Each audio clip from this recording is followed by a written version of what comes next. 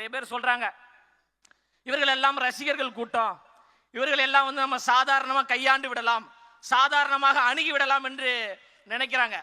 அவர்களுக்கு ஒன்றை மட்டும் நான் சொல்லிக் கொள்கிறேன். காற்றாற்று வெள்ளத்தில் கரைந்து போவதற்கு நாங்கள் ஒன்றும் களிமண்கள் கிடையாது. அந்த காற்றாற்று வெள்ளத்தின் திசை வழி போக்கையே மாற்றக்கூடிய கரும் பாறைகள் என்பதை யாரும் மறந்துடாதீங்க.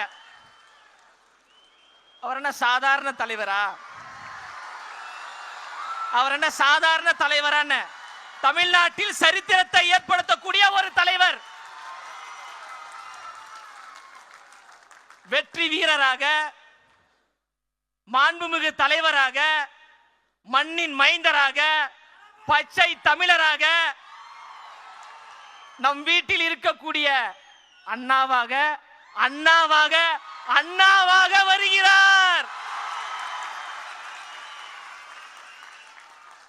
எவ்வளவு அடக்குமுறைகள் வந்தாலும், எவ்வளவு ஒடுக்குமுறைகள் வந்தாலும் அதை சந்திப்பதற்கு நாம் எல்லோரும் தயாராக இருக்கிறோம். நம் உயிரை கொடுத்தேனும் தலைவரை அந்த அரியணையில் நாம் அமர்த்துவோம் என்பதில் உறுதியாக இருப்போம்.